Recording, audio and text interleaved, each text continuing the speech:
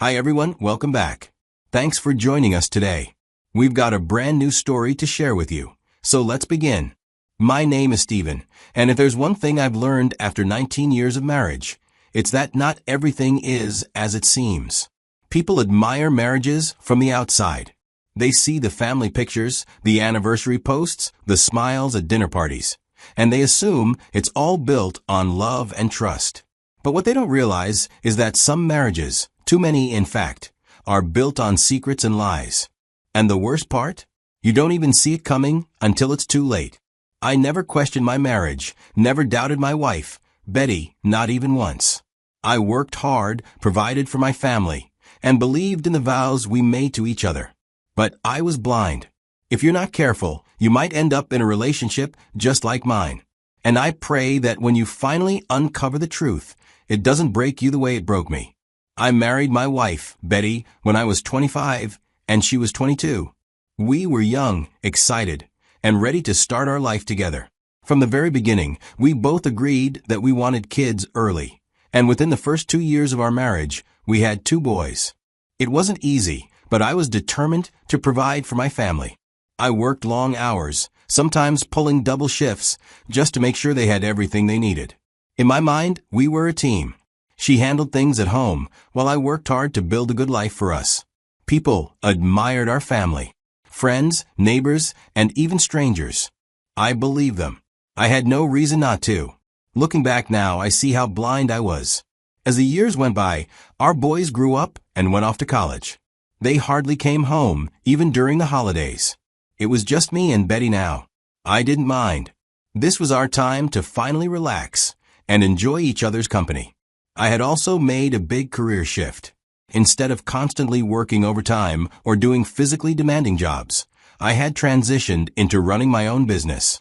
I still worked hard, but I had people handling the day-to-day operations, which meant I was home a lot more than before. One Thursday morning, I woke up with a pounding headache. I was supposed to meet with some distributors that day, an important deal I had been working on for weeks, but the second I tried to sit up, my head felt like it was splitting open. There was no way I could get through a long meeting like this. I picked up my phone, sent a quick message to reschedule, and lay back down, pressing my palms against my temples.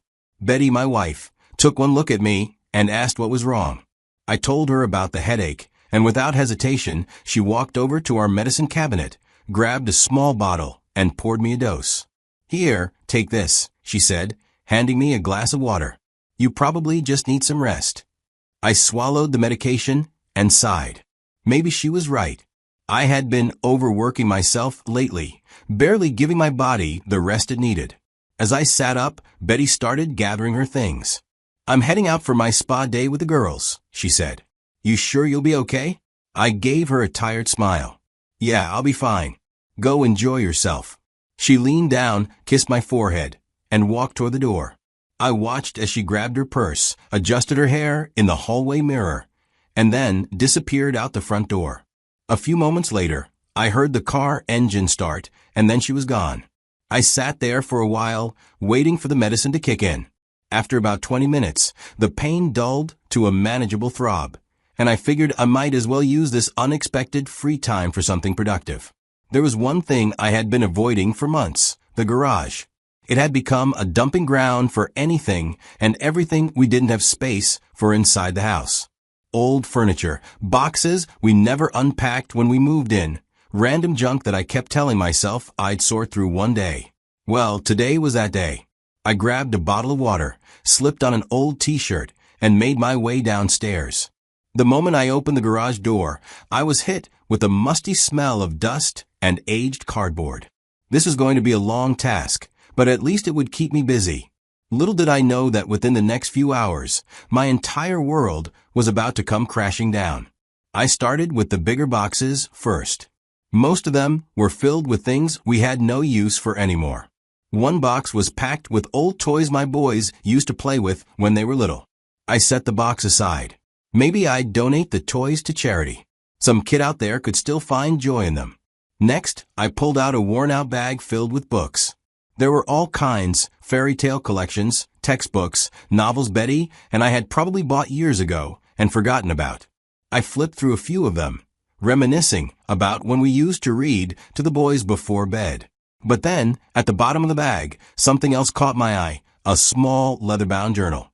It was old, the edges of the pages slightly yellowed, the cover worn down like it had been handled many times over the years. I knew right away it belonged to Betty. There was something familiar about it, even though I had never seen it before. My first thought was that it had to be from the early years of our marriage. I turned it over in my hands, running my fingers over the creases on the cover. A part of me hesitated. This was personal. A journal is where someone writes their deepest thoughts, their secrets, their emotions. But another part of me, stronger, more curious, wanted to know. What had Betty been thinking back then? What kind of things had she written about? After all, we had been married for 19 years. What harm could there be in looking? So I opened it. And with that simple action, my world would start to crack open. The early pages were innocent, simple reflections on our early days of marriage. Betty had written about our first home, our weekend outings, and the little things that made her happy. She described my long work hours and how she missed me when I was gone. It felt like a time capsule of our younger years, a reminder of when life was simpler. But then, as I turned another page, the tone changed. I saw an entry where she wrote about our first child. At first, it seemed like a normal entry. She described the moment she realized she was pregnant, how she woke up with nausea and couldn't keep food down. She said she was confused when she found out she was pregnant. Confused. That word didn't make sense to me at first. Why would she be confused? We had planned for kids. We had talked about it. Then, in the next line, she wrote that when she had her first morning sickness, she was already 3 weeks in. But we had only been together a week before that. I stopped breathing for a moment, my eyes locked on the words. She had encouraged me to go unprotected, acting as if we were just following our plan. But the truth was, she already knew. She knew the baby wasn't mine. As I turned the page, she had written more details that crushed my heart. She admitted that after realizing she was pregnant, she reached out to the real father. She told him her plan, to let me believe the baby was mine. And he agreed. He didn't fight it, didn't demand his rights as a father. He simply told her he wanted to be part of the child's life down the road. That was it. A deal made behind my back. A lifetime of deception, sealed before I even knew what was happening. I felt sick once again, recalling I've spent 19 years loving a son I thought was mine. 19 years of fatherhood built on a lie. My world spun as I struggled to breathe.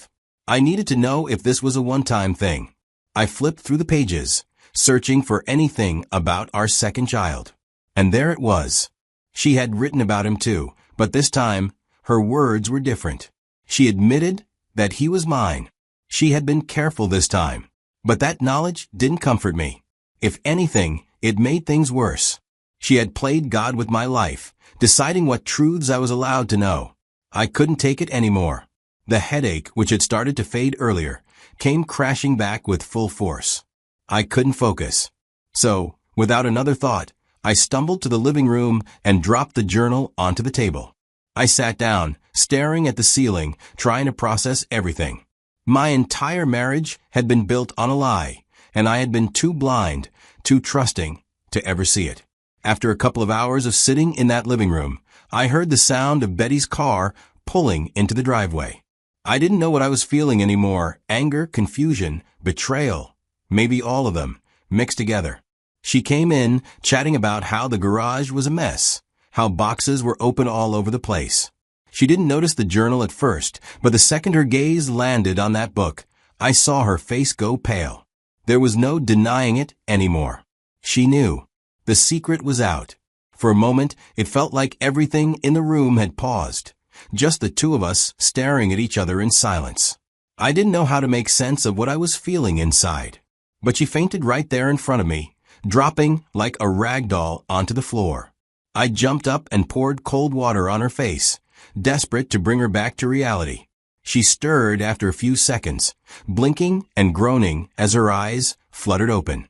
When she saw me, the first thing she did was start apologizing, repeating over and over how much she regretted it, how it was a mistake she wished she could take back. I didn't know what to say. She just kept going, explaining, trying to piece together her reasons for everything. She began confessing, saying the real father of our first child was her ex. She had been with him a month before we even got married. When she found out she was pregnant, she saw an opportunity to cover it all up. She thought if she pretended I was the father, nobody would find out, and her life would stay intact. She said she'd used my love and trust to hide what she had done. I couldn't believe it. This whole time, these whole 19 years, I had been raising a child that wasn't mine. And she had been so sure I'd never find out. She kept apologizing. I didn't know how to react to all of it. I just stared at her. I had trusted her for 19 years, and she had been lying to me all this time. The days after I found out the truth were some of the most silent and confusing days of my life. I found myself waking up, going through the motions, and doing everything I could to avoid facing the woman I had shared almost 2 decades with. I buried myself in work like never before. I started leaving the house earlier, coming home later, and filling my hours with anything that didn't involve talking to her or being in the same room. I didn't know what to say. And even if I did, I wasn't sure I wanted to say it to her. Meanwhile, Betty was trying hard to fix what she had broken. She became overly nice, overly helpful, like suddenly remembering how to be the perfect wife. After about a month of walking around the house like 2 strangers, I realized this couldn't go on. No matter how much I wished I could pretend none of this had happened, the trust we once had was gone. Once trust is gone, the marriage has no ground to stand on. I told her I wanted a divorce, that I couldn't keep pretending, that I deserved peace. But instead of accepting the truth, she flipped. Said she wouldn't walk away with nothing after giving me her best years. Claimed she had no money, no backup, and wanted a share of everything, my business, the house, the savings. She wanted to fight it out in court. That was the last straw for me. You lied to me for 19 years, let me raise another man's son, and now you want to take from me too? So, I hired a private investigator. I needed the full picture, something to protect myself in court. Within a few weeks, the investigator came back with proof that Betty had never really cut ties with the boy's real father. They had stayed in contact behind my back all these years. That was when I ordered DNA tests for both boys. The results confirmed everything. The first son wasn't mine. Only the second one was. We live in Florida, and I wasn't about to walk away from this without standing up for myself. With the PI's findings, the DNA results, and that journal she had written all those years ago, I took her to court for paternity fraud. And this time I won. The court granted me compensation, recognizing the deception and emotional damage I had endured. Betty? She walked away with almost nothing. She burned through what little settlement she had gotten from the divorce on legal fees, and still owed me part of the compensation the court ruled she had to pay. Now she's begging the court to give her more time to pay.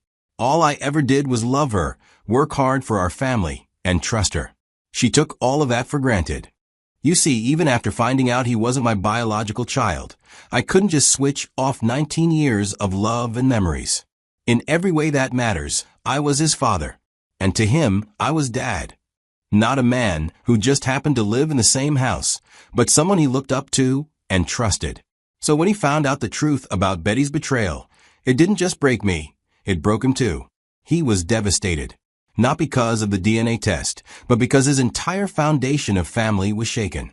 He couldn't understand how his own mother could lie to him for so long. And it wasn't just the lie itself, it was how deep and deliberate it was. She knew and made that choice. My younger son, the one I found out was biologically mine, kept his distance from her as well. In the end, Betty lost everything. No husband, no money, because whatever she fought to gain in court went straight to legal fees and debts. And worse, she gets no respect from her children. She thought she could lie and still keep her family, but the truth has a way of burning everything down when it's buried for too long. You know, I've had a lot of time to think about everything that happened. Betty begged when she realized I had found her journal.